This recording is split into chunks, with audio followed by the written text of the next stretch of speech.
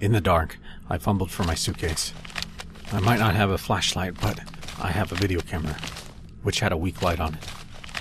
Besides, I can't deny I wanted to film this, if only to prove that I wasn't going insane. Finding it, I turned it on, casting a dim light over the room.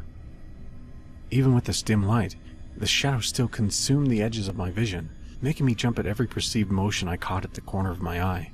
Shaking, I forced myself to focus on the camera. Carefully, I stood up from the bed and walked towards where I thought the curtain was.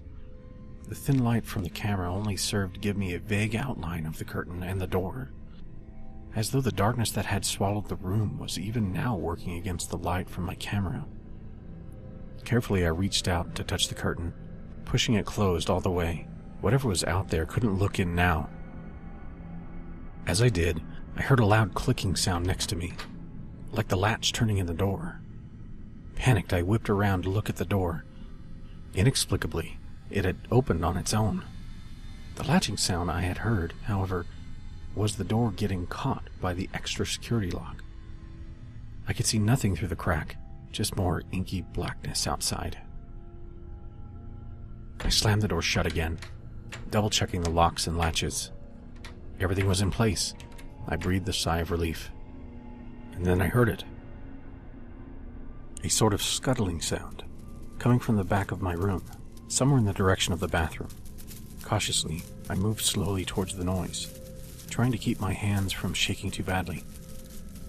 I knew whatever footage I got was going to be a mess of wobbly camera shots, but my videographer skills weren't exactly the top priority at the moment.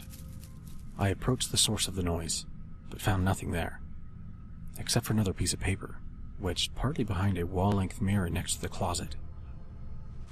I fumbled to open the folded-up scrap, trying not to tear it in my haste. When I finally got it open, there were only 2 words: "Turn around." I was not about to do anything of the sort. Trembling, I slowly looked up at the mirror, while pointing my camera behind me at the same time. To my horror, the light from the camera illuminated a faint silhouette of something behind me. All I could make out was its vague form, no taller than the height of the bed. It was moving towards me. I broke out of my paralysis and drove into the bathroom, slamming the door behind me. I leaned against the door and slowly sat down until I was sitting on the cracked tiles, the door firmly closed and locked behind me. Whatever it was grabbed a bit at the bottom of the door. Then came the whisper. "Let me in. I'm out here in the dark. Let me in." "Go away!" I screamed. The voice stopped abruptly. I shivered and let out a breath I had been holding tightly. I still clung to my camera, unwilling to let go of the one thing that was keeping me tethered to reality. I sat there until the rays of early sunlight began peeking under the door, and I knew it was safe. Carefully, I cracked open the door and peeked around. The coast was clear.